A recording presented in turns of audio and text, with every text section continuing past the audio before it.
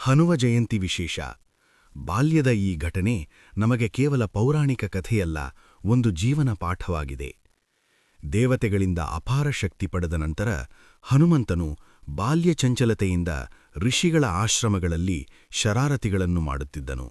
ಆಗ ಋಷಿಗಳು ನೀಡಿದ ಶಾಪ ವಾಸ್ತವವಾಗಿ ಅವನ ಜೀವನವನ್ನು ಸರಿಯಾದ ದಾರಿಗೆ ತರುವ ಒಂದು ಹಿತೋಪದೇಶವಾಗಿತ್ತು. ಈ ಶಾಪದಿಂದ ಅವನು ತನ್ನ ಶಕ್ತಿಯನ್ನು ಮರೆತು ವಿನಯವನ್ನು ಕಲಿತನು.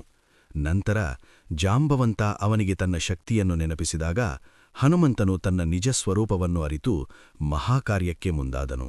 ಇದೇ ಕ್ಷಣದಲ್ಲಿ ಅವನು ಕೇವಲ ಶಕ್ತಿಶಾಲಿ ವಾನರವಲ್ಲ, ಭಕ್ತಿಯ ಪ್ರತೀಕವಾಗಿ ಹೊರಹೊಮ್ಮಿದನು. ಅವನ ಸೇವೆ ಶ್ರೀರಾಮನಿಗೆ ಸಮರ್ಪಿತವಾಗಿತ್ತು.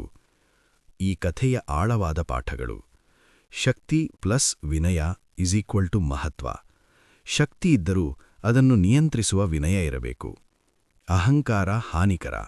ಅಹಂಕಾರ ನಮ್ಮ ಸಾಮರ್ಥ್ಯವನ್ನು ತಪ್ಪುದಾರಿಗೆ ಕರೆದೊಯ್ಯುತ್ತದೆ.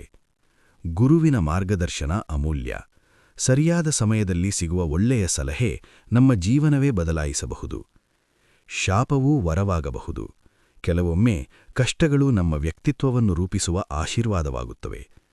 ಹನುಮಂತನ ಜೀವನ ನಮಗೆ ಹೇಳುವುದು, ನಿಜವಾದ ಮಹತ್ವ ಶಕ್ತಿಯಲ್ಲಲ್ಲ, ಅದನ್ನು ಸತ್ಕಾರ್ಯಕ್ಕೆ ಬಳಸುವ ಮನಸ್ಸಿನಲ್ಲಿದೆ. ಜೈ ಶ್ರೀರಾಮ್, ಜೈ ಹನುಮಾನ್.